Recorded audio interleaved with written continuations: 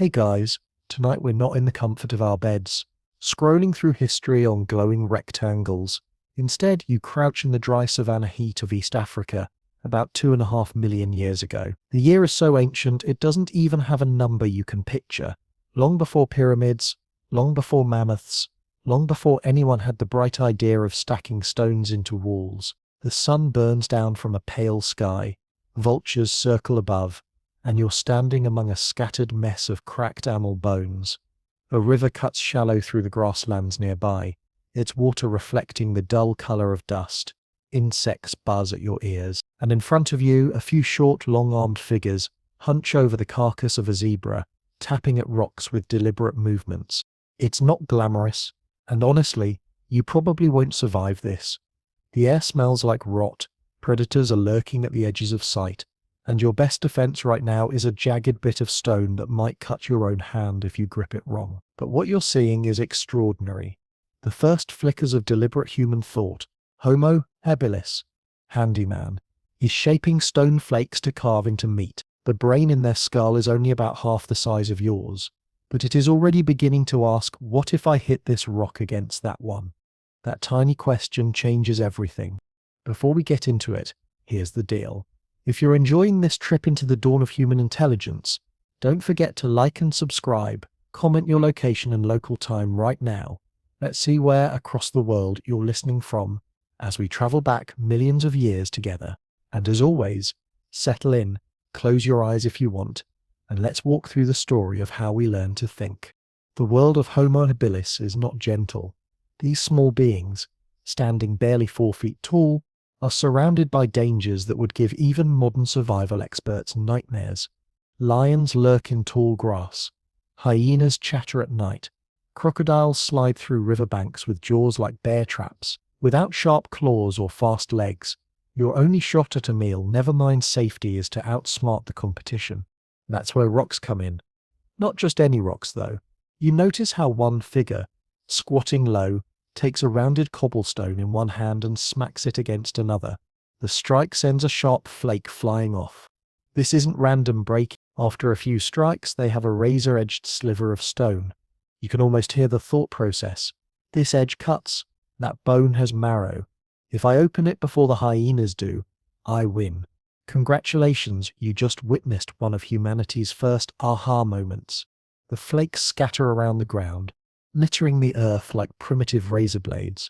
They don't look like much, but these are called Old Owen tools, some of the earliest known. They're used for scraping hides, slicing tendons, and prying into bones. You imagine holding one, its edge surprisingly sharp, enough to skin your own knuckle if you aren't careful. When pressed into the tough hide of a zebra, it slides through with efficiency your fingernails could never match. Now brains don't grow just for fun. They demand energy, lots of it. For every pound of body weight, a brain devours calories like a hungry teenager.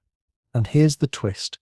Without these tools, Homo habilis couldn't have accessed the rich calories locked inside animal bones and meat. Plants are fine, sure, but fat and marrow, that's rocket fuel for neurons.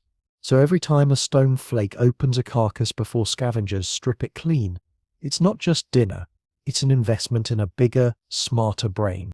Look around the scene again. A zebra ribcage lies cracked open, marrow glistening like soft candle wax. The smell is sour, thick with iron and blood. Vultures squabble overhead, dropping feathers onto the dirt. The habilis squat low, not eating with leisurely grace but with frantic energy, shoveling meat before predators notice. One glances up, eyes darting toward the tray line. They know they don't own this meal for long. Intelligence here is survival against the clock. Now, let's add a pinch of perspective. Imagine your smartphone. It's sleek, with a billion circuits telling it what to do. Now imagine taking a cobblestone and smashing it on another until you've got a cutting edge. The distance between those two levels of technology is ridiculous, but the thought pattern behind them is the same. Problem, experiment, result, improvement. The spark of intelligence is less about the object and more about the what-if echoing inside the skull. And don't underestimate the teaching. You see a juvenile watching carefully as the adult naps the stone. Those tiny, curious eyes follow each strike. Maybe he'll mimic it later, fumbling until a sharp edge pops loose. That's not instinct, that's culture. The slow hand-to-hand passing of ideas, one generation to the next. And once culture begins, brains don't just evolve biologically, they evolve socially. Every new trick doesn't vanish with the individual, but piles onto the next. You squat among them, heart racing as the wind shifts. A hyena's laughter cuts through the savannah. The habilis stiffen. The meal ends abruptly, bones and flakes left scattered. They shuffle away, awkward but purposeful, each step carrying the dawn of a new kind of intelligence. They don't know it, but in these timid retreats and desperate scavengers, the path towards cities, art and philosophy is already being paved, stone chip by stone chip. And honestly, if you're standing here with them, you better move too. The hyenas are closer now, and those stone flakes won't save you from a dozen hungry jaws. Time to jog, barefoot, across the dust, carrying only the thought that maybe, just maybe, you can figure out a better way tomorrow. You keep running, lungs burning, and eventually the laughter of the hyenas fades behind you. The ground beneath your feet turns softer, the smell of water thickens, and you reach a shallow bend of the river where reeds hiss in the breeze. Here, the group slows. The danger has passed, but survival is a full-time job, and your next lesson in thinking begins not with stones, but with bones. Scattered near the riverbank are the remains of antelopes and wilder beasts, carcasses left half-eaten by lions. To most creatures, these are dangerous leftovers, guarded by scavengers and buzzing with flies. But to early humans, they are opportunities. You kneel close, watching as one of the habilis wedges a sharp flake against a rib, sawing away at the tendons. The smell is pungent, sour with decay, but the cut is deliberate.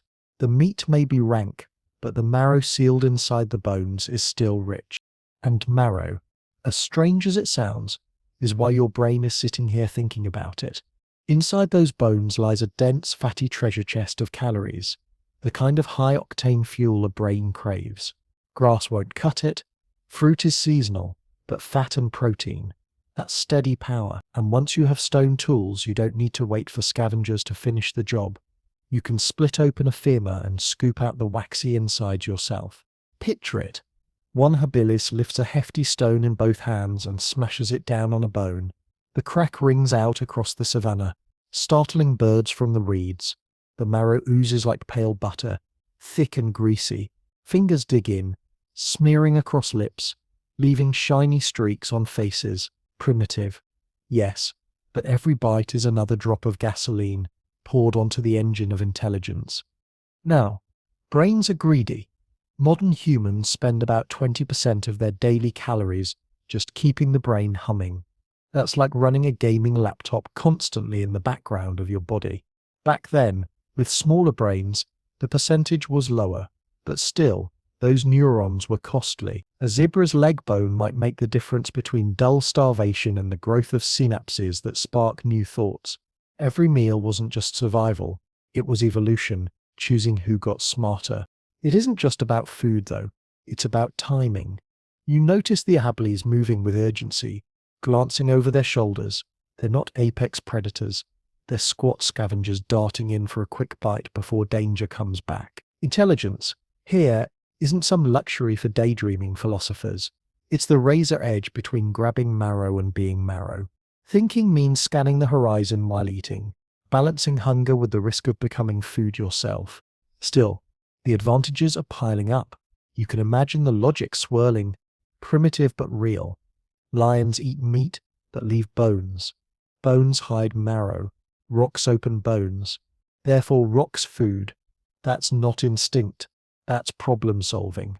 That's the difference between sniffing at a carcass and actually planning a meal. And let's not forget, cooking hasn't come into play yet. This is all raw, chewy, sticky meat. Chewing takes forever. You feel your jaw ache just watching them gnaw through a tendon. But even in this mess, the calories are flowing upward, to neurons, to new connections, to brains slowly inflating inside skulls. A small joke here. Imagine you on some trendy modern diet, sipping kale smoothies, avoiding fats, Sorry, but your ancestors would laugh at you. They built your brain on bone marrow and gristle. Without that greasy buffet, you wouldn't be here listening. The paleo diet was a lot less salad, a lot more zebra cartilage. As the sun drops lower, shadows stretch across the riverbank. You watch a young one tug at a strip of hide, struggling. His small hands mimic the motions he's seen, pressing the stone edge against flesh, sawing back and forth.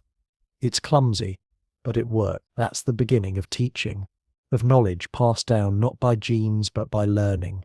You see culture taking its first tiny steps, messy, noisy, but alive. Your stomach clenches at the smell. Flies buzz thick around your ears, landing on your skin, crawling over the meat. You want to gag, but the abyss feast with urgency. They are carving out more than food. They are carving out time. Every successful cut is another evening spent alive, another dawn where the brain grows just a fraction larger. You shift your gaze across the water. The savannah is endless, the horizon shimmering. Somewhere out there are predators with sharper claws, faster legs, bigger teeth. But they don't have this. The ability to strike stone against stone, to imagine marrow hidden inside bone. They don't have the spark that turns a dead zebra into brain fuel. And as the Hebrides finally gather their tools and scatter before nightfall, you feel it too. The first hints of strategy, of foresight, of that creeping sense of what if, that makes you different from every beast on the plain. Tonight you'll huddle with them in the dark, bellies warm with fat, brains glowing just a little brighter in the fireless night. It's messy. It's brutal. It smells like rot. But this is where intelligence finds its teeth. Night on the savannah is not forgiving. The darkness settles quickly, and the air cools so fast that your sweat becomes a chill crust on your skin. You sit close to the others, huddled in a loose circle beneath a sparse stand of acacia trees. The noises around you are relentless. Hyenas whooping, owls hooting, insects thrumming like 1,000 tiny engines. In the distance you hear the low vibrating cough of a lion. Every sound tightens the knot in your stomach. You are not the hunter tonight.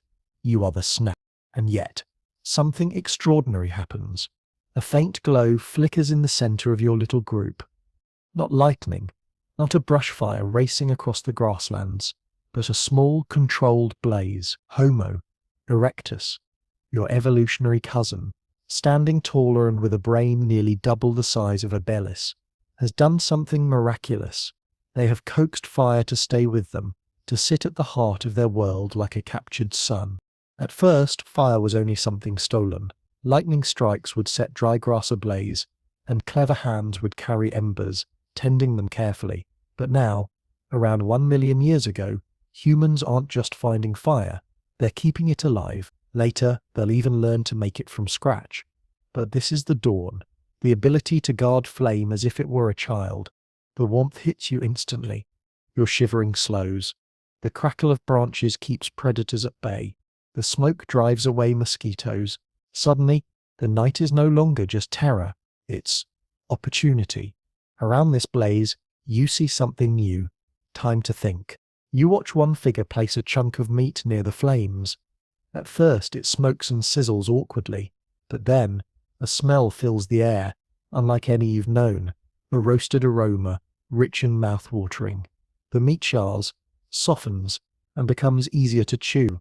Your jaw aches less, your belly feels fuller, your body gains more calories in less time. Fire doesn't just scare lions, it rewires your diet, and with that diet, brains can grow bigger still. Raw food limits how much nutrition you absorb. Cooking breaks it down. Imagine the leap. Fewer hours spent gnawing, more time for other things like inventing, planning, maybe even gossiping. Fire is a time machine, fast-tracking the brain's expansion by freeing up hours in the day. The social shift is just as dramatic. For the first time, the group lingers after dark without immediate panic. The firelight creates a circle of safety, a bubble of human space carved out of the wild. Within it, something like conversation begins. Not words yet, but sounds, gestures, laughter. You notice a child imitating an elder's grunt as he gestures at the flames. It's not speech, but it's a rehearsal. Around this circle, the seeds of language are being watered. The fire also gives rise to storytelling, though primitive. Someone points at the shadows dancing on the rocks, and the group bursts into excited chatter. Shapes shift and stretch in the flickering light. Hyenas, antelopes, maybe even spirits imagined. Already you see how fire sparks not just warmth and cooking, but imagination. Where there is imagination, there is the beginning of myth. Of course, it isn't all peaceful. A sudden gust of wind fans the flames too high, sending sparks into the air. Panic erupts, some scattering back into the dark. It's a reminder, fire is both ally and danger. Control is fragile. A blaze too large could consume the very people who depend on it. But when it works, when a careful hand feeds twigs just so, it changes the night into something survivable, maybe even comforting. Let's pause for a light joke. Think of the first time someone accidentally roasted a bone too long and scorched the marrow. You can almost hear the groans. Great, now we've invented burnt food. Fantastic. Truly, humanity's longest tradition, ruining a perfectly good meal, was born here. Still, as the fire pops and crackles, you realize the real revolution is in time. Fire gives evening hours back to the group. No longer does darkness mean silence and fear. Now there is space to plan tomorrow's hunt, to teach children how to nap stone, to share scraps of memory. Fire gives humans a second day within the night. The flames die lower, embers glowing red. The smell of smoke clings to your hair, your skin. Above you, the stars shimmer in the vast African sky, brighter than you've ever seen them in your own time. And as you drift into uneasy sleep, you feel the fire's true gift. Not just warmth, not just safety, but the first sense of belonging to something larger than the wilderness. Fire has been tamed, and with it, the human mind is learning to glow. Dawn creeps slowly across the savannah, painting the grass in shades of gold. The embers of last night's fire smolder quietly behind you as you rise with the group. The air is cool, almost sweet, but soon the heat will return, and with it the relentless chase of survival. Today, though, you're about to witness another layer of human thinking. One written not in flames or stone flakes, but in the very muscles and bones of the body itself. You start walking, the ground already rough on your bare soles. The others move with a rhythm that seems effortless, almost mechanical. Heel, toe, heel, toe. Their arms swing loosely at their sides, counterbalancing each stride. Their heads don't bob the way a chimpanzee's does when it lopes awkwardly on two legs. This is upright walking, an evolutionary gamble made millions of years ago, and it's about more than posture. It's about intelligence written into flesh. See, when your ancestors shifted to walking on two legs, they freed up their hands. Suddenly, carrying things, tools, food, babies became easier. But even more radical was what their bodies became built for: endurance. You may not be as fast as a lion, but you can outlast one. Picture this. It's midday. The sun blazes overhead, so hot it makes the air shimmer like water.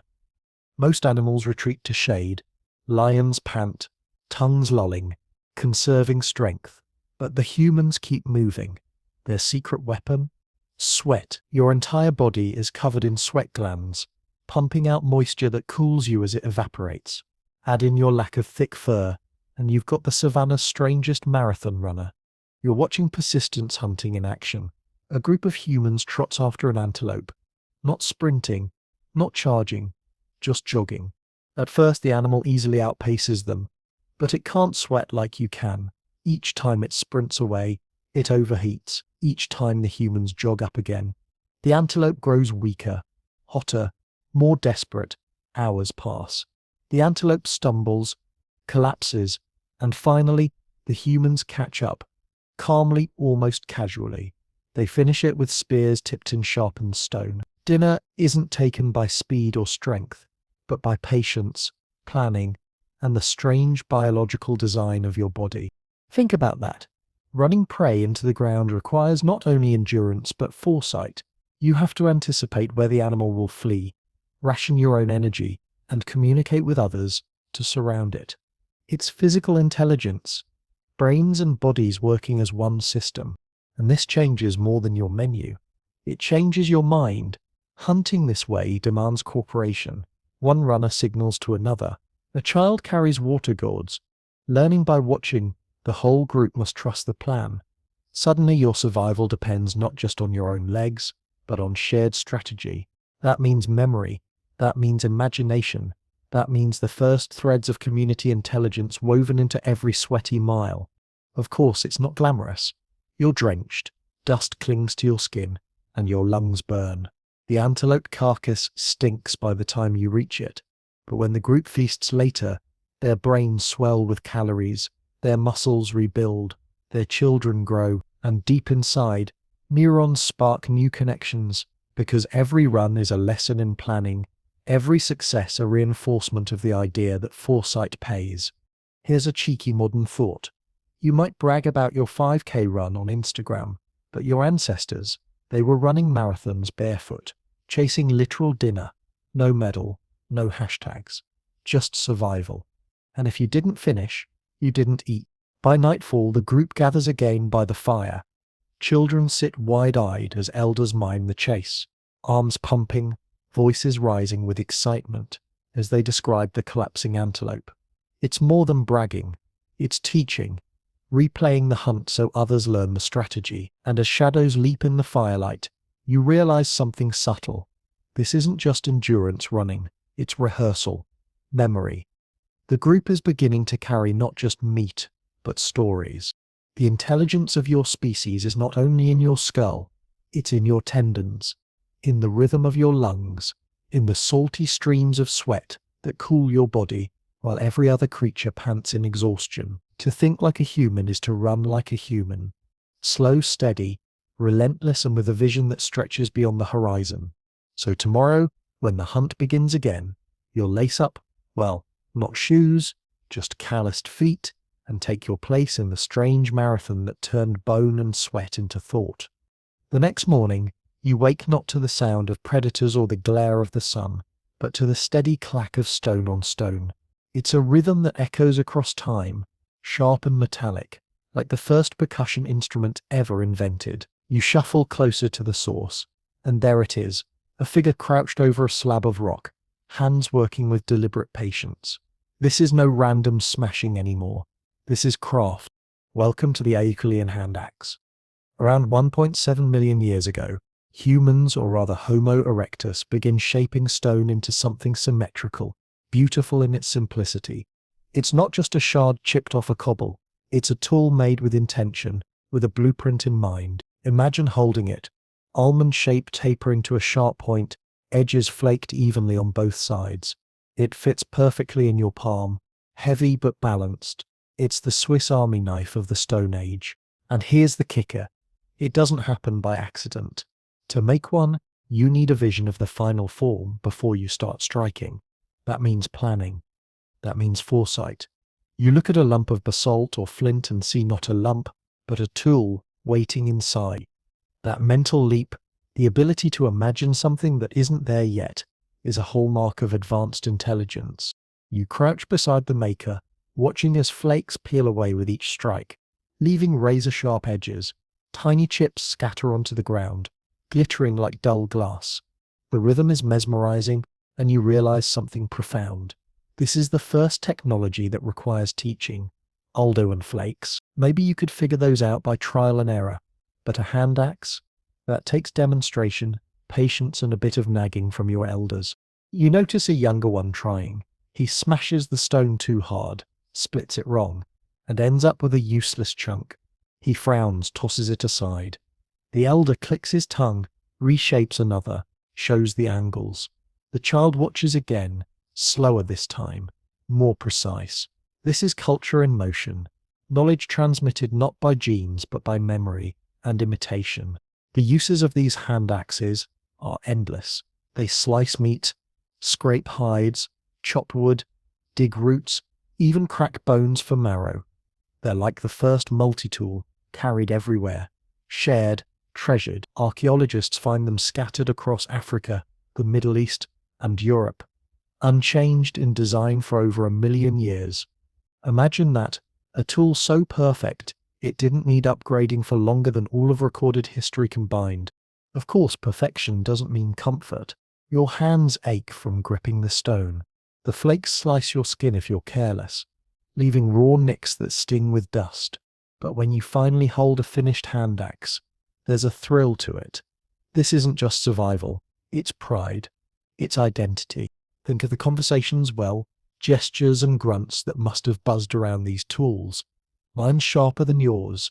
This edge cut faster. Don't whack it like that. You'll ruin it. That's not so far from modern YouTube comment sections, honestly. Same energy, fewer emojis. Now, let's not miss the deeper point. Symmetry itself is a leap of mind. It shows that humans weren't just thinking in terms of utility. They were thinking in terms of aesthetics, of balance, of patterns that please the eye. A hand axe is both weapon and artwork. It's the first time intelligence shaped not just what was necessary, but what was imagined. As the sun dips low, you watch the group gather their freshly made axes. They sling them under their arms, grip them like prized possessions, and head off toward the hunt. In each hand axe glints the same idea, that the future can be shaped, literally chipped out of stone. Later that night, by the fire, you see children run their fingers over the edges, feeling the sharpness, mimicking the napping sounds with their tongues. Knowledge is already jumping across generations, embedding itself not in genes, but in memory and muscle. And as sparks rise into the night, you realize that intelligence has taken another irreversible step. Humans no longer live at the mercy of chance. They live by design. So tomorrow, when the hunt begins, they'll carry more than just hope. They'll carry the weight of an idea turned to stone, a thought you can hold in your hand. You're sitting by the fire again, the warmth licking your skin, the scent of roasted meat hanging heavy in the air. Around you, the group doesn't just eat and sleep. They interact, and as you watch them, you realize intelligence isn't only about sharper tools or bigger hunts. It's about people. The mind grows in company, not in isolation. A mother cradles her child, rocking gently, humming a low rhythm. Her arms are strong, scarred from years of gathering, but her eyes soften when she looks at the infant. The child clings tightly, helpless for far longer than the young of any other animal. That helplessness forces the group to adapt, to keep this fragile creature alive. Everyone contributes. Siblings bring food. Elders watch while mothers forage. Fathers guard. Shared child rearing becomes the glue that binds the band together. You can almost feel the pressure on their brains. Social intelligence. Who owes whom?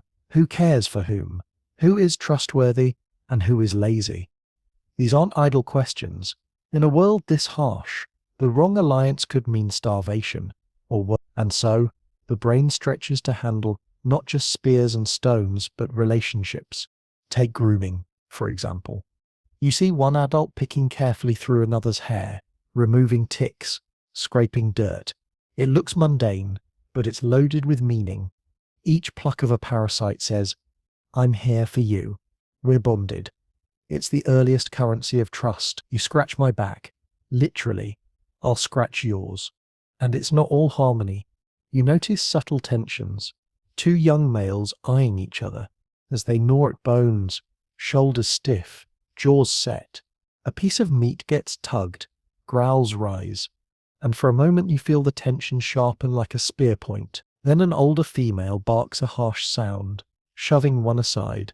Conflict resolution. Stone Age edition. The children?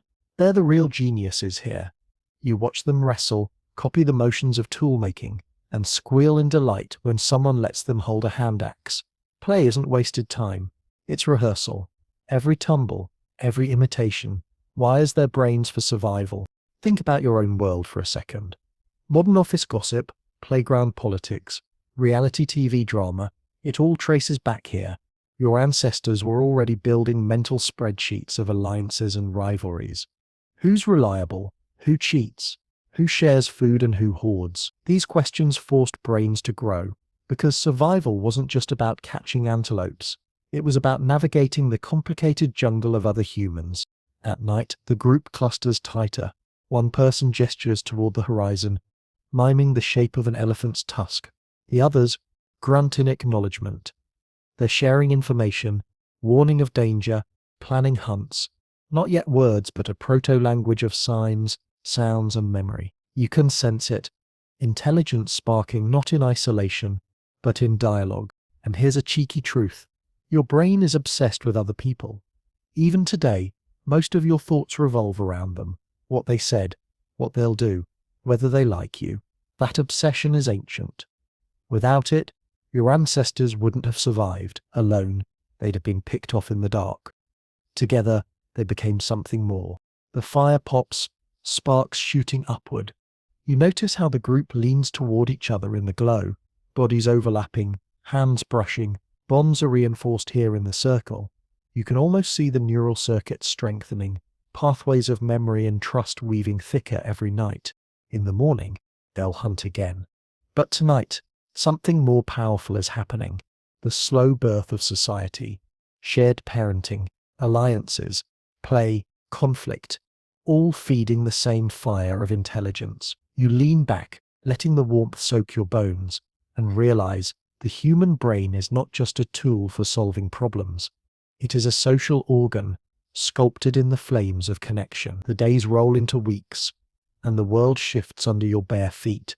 The rivers rise and fall, grasslands dry to dust, then bloom again when the rains return. But this time, as you walk with the band, something is different. You aren't just watching survival on one patch of land. You're watching humanity take its first steps across the globe. The year is about 1.8 million years ago, give or take. The landscape looks familiar. Acacias, zebras, lions. But you're standing at the edge of Africa. To the north lies a wide green corridor, stretching into lands no human has ever set foot in. Homo erectus is on the move. It starts small, almost accidental. A group follows a herd northward, chasing the promise of fresh water and prey.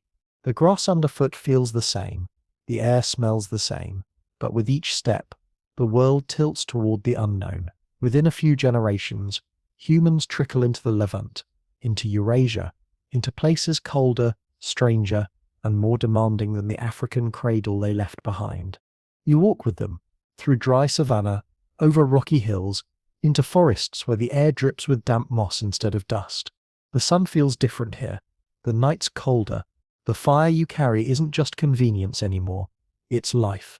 The knowledge of keeping embers alive becomes a sacred duty. This migration isn't just walking. It's thinking on a grand scale. Every mile requires adaptability. The food changes. The predators change. Suddenly, lions aren't the only threat. You hear the padded growl of tigers in the underbrush. See the shadows of bears moving through the pines. Spears are adjusted. Tools are reimagined. Shelters must be built from wood instead of grass. Intelligence here is the art of improvisation. Imagine the conversations. Well, grunts and gestures along the way. That root is edible. That water made me sick. Avoid those caves. It's primitive data sharing, but it's the reason the group survives. Without passing knowledge along, the journey would end in silence. And here's the kicker. This isn't just one migration. It happens in waves, over hundreds of thousands of years. Some groups push into Georgia and China. Others wander into Europe. Fossils and tools mark their path like breadcrumbs scattered across continents. With each new step, the human mind is tested against climates it never evolved for, and every success makes the brain sharper, more flexible, more cunning. The cold is the hardest lesson. One night, you huddle against the wind in a makeshift shelter of branches and hides. Your breath frosts in the air.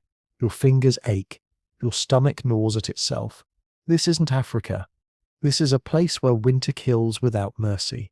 Yet, here too, humans endure. They learn to wrap themselves in furs, to hunt not just gazelles but massive beasts like mammoths, to chip stones harder and sharper to cut through frozen flesh. Think about it.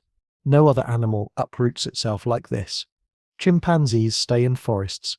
Lions stay in savannas. But humans wander.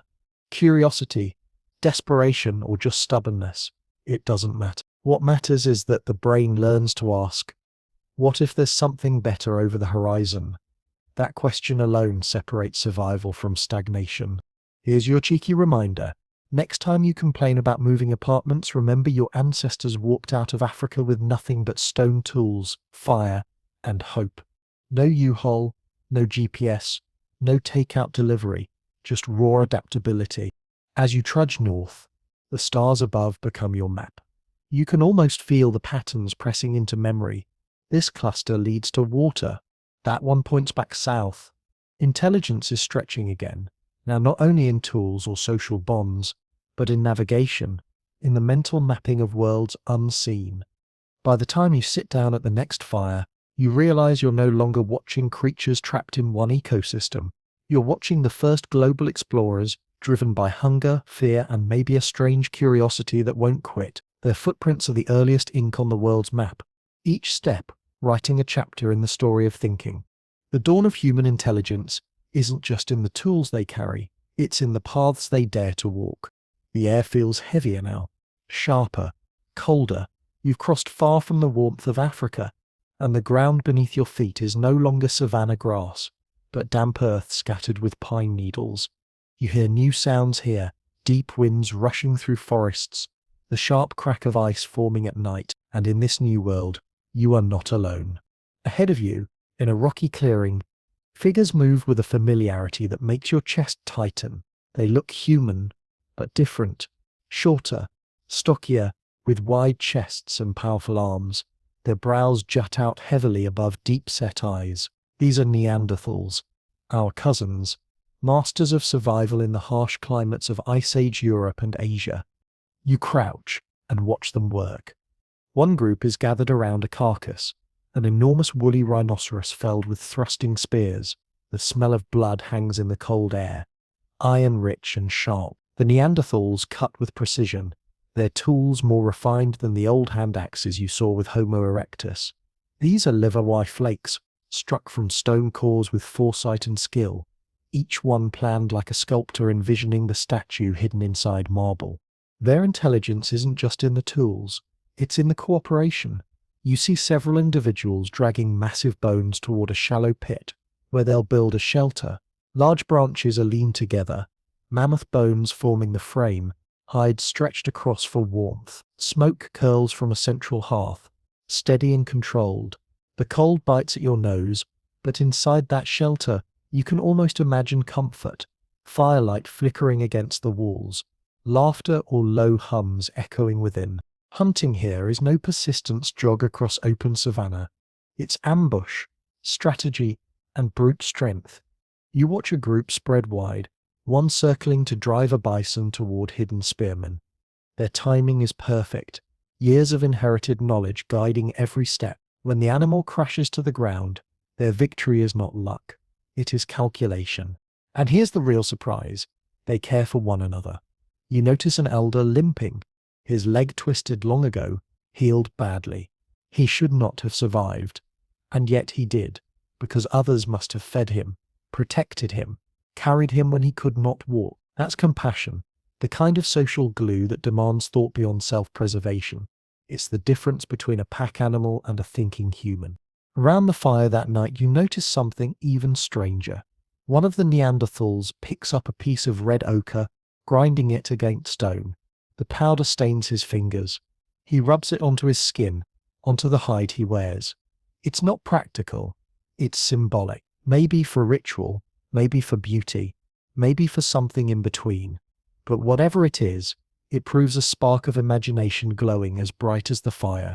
And the jokes practically write themselves. Imagine being the first Neanderthal fashion icon. Oh, this season, we're going with earthy tones, literally rubbed straight from the earth. Primitive Instagram would have been a riot.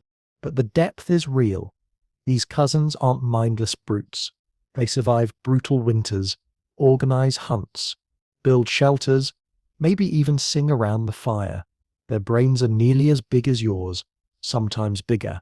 Their intelligence is different, yes, but undeniably human. You fall asleep to the sounds of their voices, guttural but patterned, as if language itself is stirring in their throats. And in that firelight you realize, thought isn't just spreading across continents, it's branching, diverging, experimenting. Intelligence doesn't belong to one species, it's a chorus, and tonight the Neanderthals are singing their verse. The seasons turn, and with them a new kind of evidence emerges, one you can't eat, wear, or throw at a mammoth. You step into a shallow cave, its limestone walls cool and damp, smelling faintly of bat droppings and wet earth. A faint shaft of light from the entrance catches something unusual on the ground. Lumps of ochre scraped smooth, streaked with lines as if someone ground them deliberately.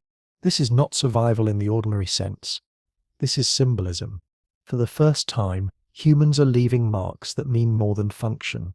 You crouch lower and notice shells pierced neatly through their centers, strung together with sinew.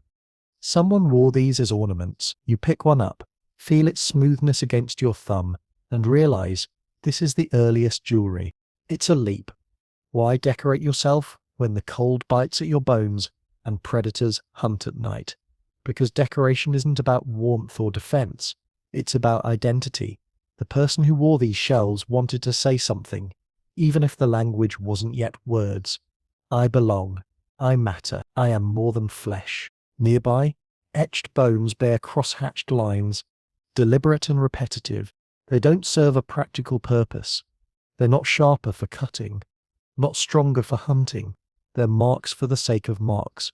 Art's first heartbeat. You run your finger over the grooves, feeling the roughness, and imagine the person who carved them, hunched by firelight, repeating the strokes until the pattern became a memory locked in bone. The cave deepens, narrowing, until it swallows sound. Inside, you see handprints, negative outlines left by blowing pigment around palms pressed against stone. They look shockingly modern, as if someone slapped their hand here yesterday. Each one whispers across 40,000 years, I was here. Think about it. This is abstract imagination. No antelope to chase, no root to dig, no predator to scare away. Just the thought, I can leave a sign that outlives me. That's the dawn of symbolic thought. A seed that will eventually bloom into myths, religions, even bedtime history podcasts. Here's your cheeky aside. Imagine the first time someone wore a bead necklace. Did others admire it? Roll their eyes? Start a trend? Congratulations, you're witnessing the Stone Age version of TikTok influencers, setting cultural ripples one shell at a time. But the significance is staggering. Symbolic thought means humans are no longer trapped in the immediate. They are imagining things beyond survival status, beauty, meaning. They're rehearsing ideas in their minds before shaping them in reality. That's the same mental trick that will one day build pyramids, compose symphonies, and yes, make memes. As the fire crackles in the cave, you watch a group rub ochre onto their skin, streaking faces and limbs in red. Children giggle, adults nod, solemnly. Is it ritual? Is it play? Maybe both. But either way, the act is more than survival. It's identity wrapped in imagination. And so, in this damp cave, with shells clicking softly on a string and handprints glowing faintly in the firelight, you feel the shift. Intelligence is no longer just in the hunt or the tool, it's in the imagination, the power to create symbols that carry meaning across generations. The human mind has stepped out of the world of things and into the world of ideas. You lean closer and notice tools and ornaments placed alongside the body. A flake of flint, a pierced shell, perhaps even flowers once laid upon the earth, long since vanished, but leaving traces in the pollen embedded here. Why? Because someone thought the child might need them beyond life. This is the first whisper of an afterlife. The cave grows darker the deeper you follow, and the smell of smoke clings to the stone walls. Here, you stumble upon something more haunting than jewelry or ochre, a shallow pit, carefully dug, lined with stones, and inside bones. Human bone. But these aren't scattered like leftovers from a predator's feast. They are arranged. They are placed. This is not disposal. This is burial. Around 100,000 years ago, humans and sometimes even Neanderthals began to bury their dead deliberately. You crouch at the edge of one such grave. A small child lies curled as if still sleeping, knees tucked, arms folded. Around the body, bits of red ochre stain the soil. Someone took the time to sprinkle color onto death, as though to soften it. That's not survival. That's symbolism. That's belief. And it's not just about comfort. Burials reinforce social bonds. They say this one mattered. This one was ours. You can imagine the whispered promises around the fire. We will remember. In remembering, the group strengthens itself, reminding every living member that they too will be honored, that their life has weight. You watch a group gather at the graveside, their faces painted, their movements solemn. One adult wails, a sound low and rhythmic, more than grief, almost ritual. Others sway, hum, beat softly on a log. It feels like ceremony. Around the fire that night, the story of the child will be told. Memory will not vanish with the body. Intelligence here has grown beyond the living. It embraces the dead. The act itself is staggering when you think about it. To bury a body is to imagine something beyond the visible. Animals drag their dead aside. Humans cover them, protect them, adorn them. That requires imagination, a mental picture of what happens after breath ceases. Maybe the dead walk somewhere else. Maybe they return as spirits. Maybe they simply deserve dignity. Whatever the thought, it's a thought no beast before us ever had. Of course, you can't help a cheeky observation. Humans invented funerals long before fashion or Instagram. Death rituals are the oldest form of public event. Everyone's invited. No RSVP needed. But beneath the humor lies awe. These burials are proof that the human brain has crossed a threshold. It no longer lives only in the present. It dwells on the past, mourns what is lost, and projects into the unknown future. That's not instinct. That's philosophy in embryo. The cave grows quieter as the burial ends. The fire flickers against ochre-stained walls. You press your hand against the stone and feel its chill, its permanence. The child sleeps beneath the earth, but their presence lingers, not in body but in thought. The dawn of human intelligence is not just marked by tools or art. It's here, in the soil, in the idea that life has meaning, even after it ends. The wind outside the cave hums like a low flute, and as you step back into the open air, you begin to notice something else taking shape. Not in bones or burials, but in the sounds rolling from human throats. The group moves along the valley floor, and you hear them calling to each other, short bursts of sound, clicks, hums, rising and falling tones. It's not the silence of beasts, nor the random chatter of parrots. It's language being born. You watch as a mother points toward a grove and utters a specific sound.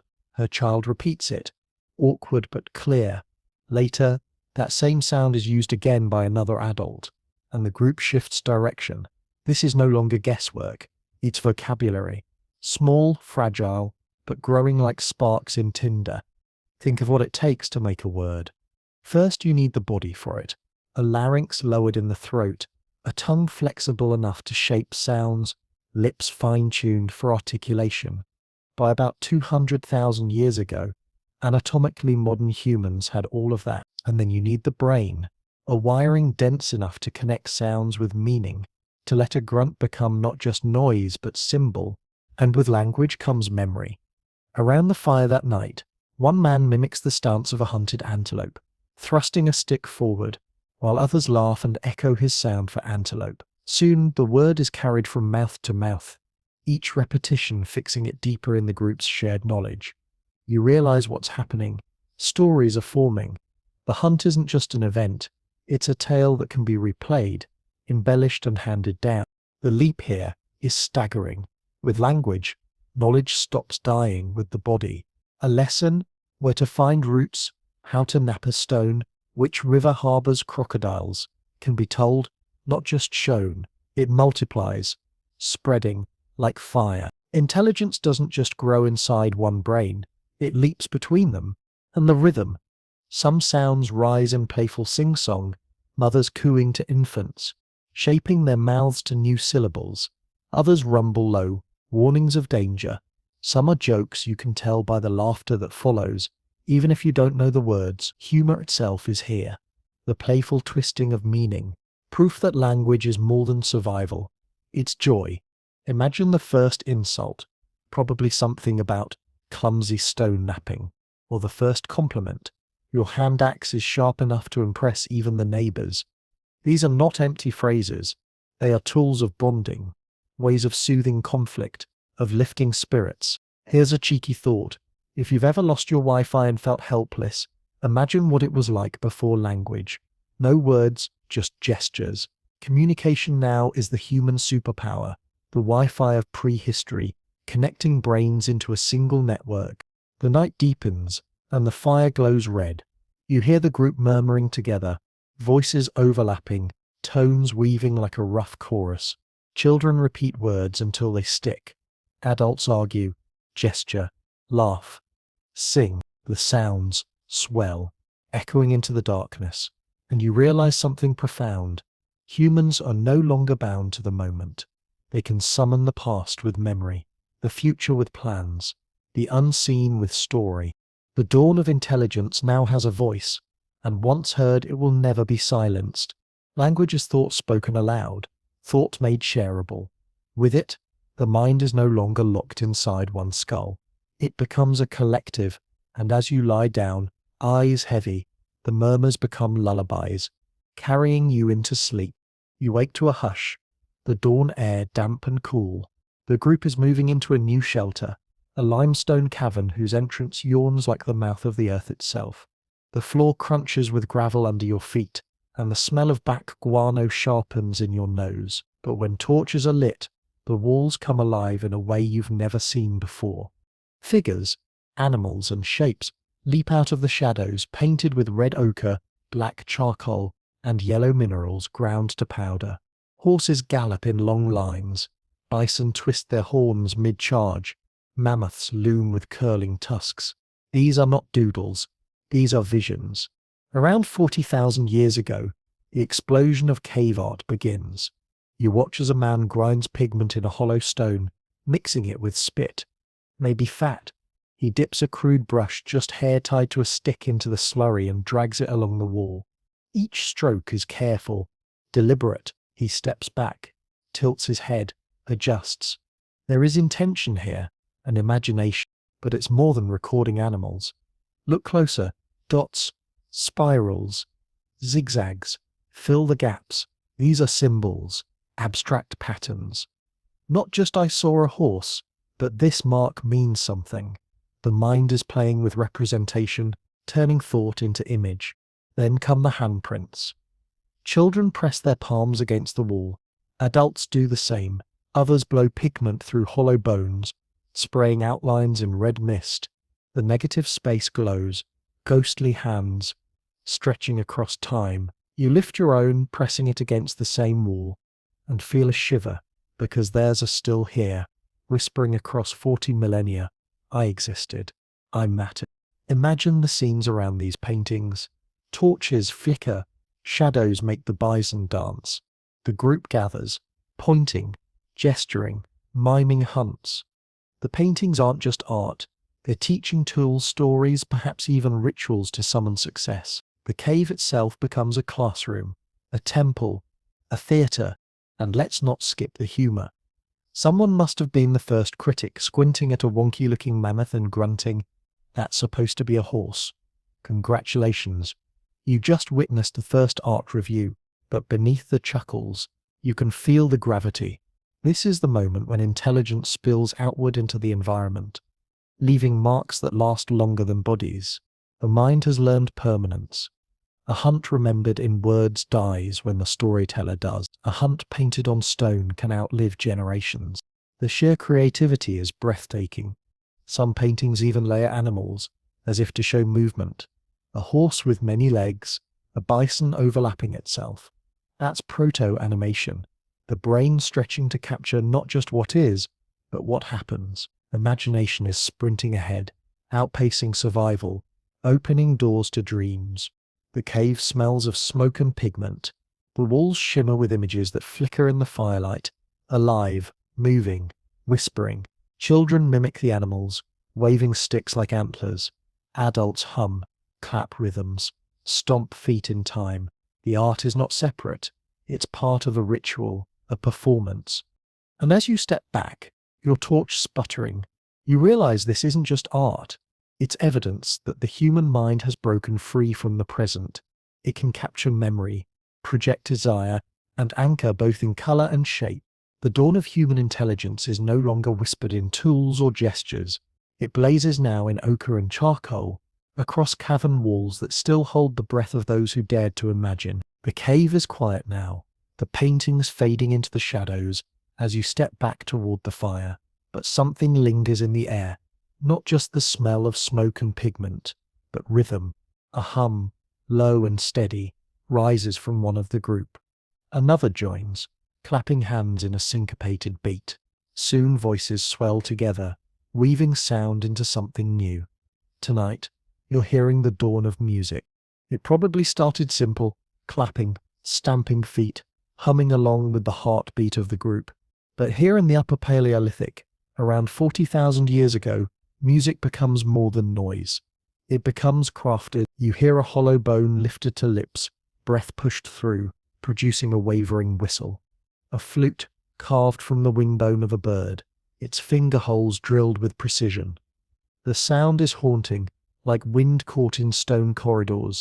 Nearby, someone taps rhythmically on a stretched hide, the thump echoing in the cavern. Others clap stones together, the sparks of sound as hypnotic as the sparks of fire. Soon the group is swaying, voices rising and falling, the rhythm tightening until it feels less like chaos and more like ceremony. What's the point? You can't eat music. You can't wear it against the cold. And yet, its power is undeniable. The rhythm synchronizes hearts, movements, breath. Hunters who sing together around the fire feel bound together in spirit. Mothers who hum to their infants soothe them into sleep. Songs stretch memory, turning stories into patterns that survive longer than spoken words. And here's your cheeky thought. Humanity's first playlists weren't on Spotify. They were carved into bones, hummed under breath, stamped into the earth with bare feet. No headphones, just the whole world as your concert hall. But look closer. The music does something more profound. It builds community. You see laughter ripple through the group as someone stumbles off beat, then joins back in.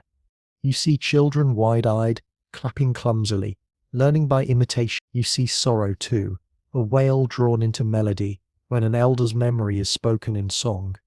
Music is emotion given shape, and through it, humans share not just facts, but feelings. The cave paintings you saw earlier were the birth of imagination on stone. These songs, these rhythms, is imagination alive in the air, fleeting yet powerful. It is the mind stretching to connect souls in harmony. As the music rises, you close your eyes. The flute sings like birds at dawn. The drum thumps like a heartbeat. Voices echo, weaving a soundscape so thick it feels physical. Wrapping around you, you sway with them. And for a moment you're no longer an outsider. You're part of the group, breathing in time, singing without words. When the song finally fades, only the fire crackles. But the silence is not empty. It is full of memory, of connection, of something you can't quite name, but feel deep in your bones. Intelligence here is not just in tools, fire, or art. It's in music, the invisible thread tying hearts together, teaching the brain to feel in chorus, to think not as one, but as many. The music still hums in your ears as you walk with the group the next day. The air is crisp, the sky a pale grey, and the land stretches wide. Rivers cutting through plains, forests crowding the horizon. But this time, you notice something new scattered in their hands and slung across their bodies. Objects that do not belong to this place. One woman wears a necklace of shells, polished smooth by ocean tides. Yet you're hundreds of kilometers from the nearest shore. Another carries a pouch of ochre, the pigment bright as dried blood, though no quarry of that mineral lies nearby. These aren't random finds. They are traded objects, carried from one group to another, crossing valleys, rivers, and entire regions. You're witnessing the birth of long-distance exchange networks. Humans, around 100,000 to 50,000 years ago, begin swapping not just food or tools, but symbols, beads, pigments, shaped stones. It's not survival in the strict sense. No one eats shells, but they matter because they carry meaning. To wear one is to show identity, display a bond with someone far away. Imagine the interactions. Two groups meet at the edge of a valley, eyeing each other warily. A man steps forward, holding out a smooth flake of obsidian, its black surface gleaming. In return, he receives a string of shells. Neither can eat what they trade, but both walk away stronger. Why? Because these objects are tokens of trust, proof that alliances stretch beyond immediate kin. And here's the cheeky modern parallel. This is the prehistoric version of networking. No LinkedIn, no emails, just beads and ochre saying, "We're connected, we've got each other's backs." The networks grow. Archaeologists find shells from the Red Sea and graves thousands of kilometers inland. Pigments from distant quarries appear in caves far from their sources, each one a breadcrumb trail of connection, proof that thought is no longer local. Humans are imagining relationships with people they'll never meet, trusting in symbols that outlast the moment of exchange. Trade also means foresight. You don't carry seashells inland without believing someone will value them later. That requires projecting into the future, an act of imagination as real as cave paintings. And with trade comes diplomacy, negotiating safe passage, resolving disputes, building reputations. The brain is flexing new muscles. Abstract economics, social contracts, shared identity beyond bloodlines. Picture a gathering. Two bands meet near a river. Fires crackling as goods are laid out. Beads, pigments, tools, perhaps even stories are swapped. Children gape at shells from faraway oceans, their imaginations ignited. Adults laugh as they compare tools, learning new techniques from strangers. The exchange is not just of objects, but of ideas. Innovation spreads like sparks leaping from fire to fire. And in those sparks you can see the beginnings of something vast. Trade routes will one day knit continents together, but even here, the principle is the same. Humans think not only in terms of me and now, but of us and later. As you settle by the fire that night, fingering a bead passed between groups, you feel the weight of it. It's not heavy, but it carries meaning, trust, imagination. Intelligence now flows not just within one tribe, but across landscapes, binding people together with symbols and promises. The dawn of human intelligence isn't only in the brain or the body. It's in the invisible threads stretched between groups, threads woven by trade, by trust, by the shared belief that a shell or a stone can stand for something larger than itself. The years pass, the ice advances and retreats, and humans keep reshaping the world with their restless minds. You notice it in the details first. The hides stretched tighter, stitched with sinew through punctures made by sharpened bone needles. The seams are cleaner, the fits snugger, so the wind no longer bites as cruelly. Clothing has moved from draped skins to tailored garments. Innovation is accelerating. You glance at a hunter's toolkit, laid out by the fire. Once it was just a hand axe. Now, there are slender blades chipped from long stone cores, sharper and lighter. There are bone harpoons with barbs carved carefully to hold on to slippery fish. There are needles, awls, and ornaments. Each one is specialized. The human mind no longer accepts good enough. It imagines better. Dwellings evolve too. Instead of crude lean-tos, you see circular huts framed with mammoth bones, their entrances angled to block the wind, floors lined with furs. Some groups build semi-subterranean shelters, using earth itself as insulation. Inside, fire pits glow steady, the smoke curling through small openings in the roof. These aren't just shelters, they're homes, places planned and improved with every generation. Weapons sharpen as well. The spear thrower, or a tlatlat, appears a carved lever that hurls a dart with far greater force than a hand alone could manage. Imagine the thought behind it. Not just thrusting wood at prey, but multiplying the power of the arm through design. Later, bows will bend air itself into a weapon. This is engineering in its infancy. But it's not only about tools. Culture itself accelerates. Around these fires, songs stretch longer, dances more elaborate. Art blooms not just on cave walls but in figurines carved from ivory, curves of animals, stylized women, hybrid creatures born from imagination. The mind is no longer tethered to what it sees. It creates what it dreams. Children are raised in this whirlwind of invention. A girl watches her mother stitch hides, then imitates with scraps. A boy mimics spear throwing until his dart finally arcs true. Knowledge multiplies faster now, not just by accident, but by teaching deliberate, structured, intentional. And here's the cheeky thought. Humanity has entered its first tech boom.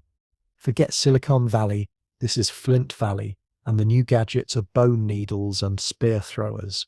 Everyone wants the latest upgrade, because the stakes aren't likes and shares. The stakes are life and death. The pace is dizzying. A new tool doesn't vanish when its maker dies. It's passed on, refined, improved. Every invention adds to the collective pile, so each generation starts higher than the last. Intelligence is no longer crawling. It's sprinting. You sit back in a mammoth bone hut, the fire warming your stitched furs, and you realize something extraordinary. In just a few thousand years, humans have leapt from crude flakes to tailored clothes, from shelters of branches to engineered dwellings, from thrusting spears to ranged weapons. It's an avalanche of creativity, rolling faster with each season. The dawn of human intelligence has shifted into daylight. Innovation is no longer occasional. It's constant, and it is carrying humans towards something their ancestors never imagined. A world shaped not by nature alone, but by the fire is low tonight, the air outside sharp with cold, and you sit with the group as their voices rise in murmurs and laughter. The hut smells of smoke, furs, and cooked meat, and as you watch them pass beads, pigments, and tools from hand to hand, you feel the shape of something new stirring. Intelligence has reached a point where it no longer stops at survival. It leaps beyond, to shared imagination. It begins with stories. A hunter gestures toward the darkness beyond the firelight, mimicking the lunge of a predator. His voice rises, and the children's eyes widen. But he doesn't stop at facts. He embellishes. The beast had glowing eyes. It stalked him through the trees. It whispered in the night. The group gasps, laughs, shivers. They are entertained. Yes, but more than that, they are united. The tale becomes part of the group's identity. This is myth being born. Humans now weave explanations for the unexplainable: why the sun rises, why the river floods, why the dead must be honored. Spirits, ancestors, gods, they all grow out of the fertile soil of imagination. To believe together is to belong together. Shared stories bind strangers into tribes, tribes into cultures. You see it in the rituals too. The ochre-painted faces, the rhythmic chants, the dances that mimic the hunt or the storm. These are not practical acts. They are symbolic rehearsals of life itself. And yet, they hold power, power to comfort, to motivate, to align the group's minds under one vision. The future itself becomes a canvas. Humans don't just live day to day anymore. They plan for seasons ahead, for hunts not yet begun, for children not yet born. They imagine futures both near and distant, and shape their actions accordingly. The mind now stretches through time, living in past memory, present survival, and future possibility all at once. And here's your cheeky thought. Humans have basically invented fan fiction, except instead of writing about superheroes, they invent gods, monsters, and ancestors, and then pass those stories down for generations. What if the sky was actually a giant hunter chasing the sun? Boom, mythology. The room grows quiet as the youngest child points at the flickering shadows on the hut's wall. To her, they are not random shapes. They are spirits, animals, maybe even ancestors. She laughs, points, babbles. The adults smile and nod. Imagination has become contagious. As you sit in the circle, you realize intelligence is no longer just about tools or food or even art. It is about the ability to imagine things that do not exist and to believe in them together. This is the true cognitive revolution, the moment when thought escapes the skull and becomes a shared dream, binding humans into something greater than themselves. The dawn has passed.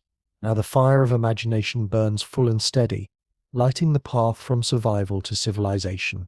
The fire sinks to embers, glowing softly in the hush of the night. Outside, the wind sighs over the plains. carrying with it the scents of pine and distant rain. You feel your breath slowing, your body loosening against the firs. The long journey through millions of years has ended here, in the quiet circle of human imagination. Close your eyes. Picture the handprints still pressed into cave walls, the red ochre smeared onto skin, the hum of a bone flute echoing in the dark. These were the first sparks of the human mind learning to dream, and they remain with you even now, soft as whispers. The ache of endless running hunts, the sharp taste of marrow, the glow of the first fires, each was a step toward thought. Each moment, however small, carried humanity closer to this, a world where minds join together, where imagination takes flight, where futures are planned long before they arrive. Let your breathing fall steady, in and out, like the rhythm of feet on ancient earth. Feel the warmth of the fire still in your chest, the presence of the tribe close around you. You are not alone. You never were. In this stillness, the echoes of all those before you linger, not as shadows but as gentle companions. Their stories are yours, their dreams flow through your veins, their intelligence hums quietly in your own thoughts. So rest now, drift into sleep, carried by the same fire that once lit the savannah, the same hum that once lulled children in mammoth bone huts. The dawn of human intelligence is complete, and you can let the night carry you gently toward dreams of your own. Good night. Sweet dreams.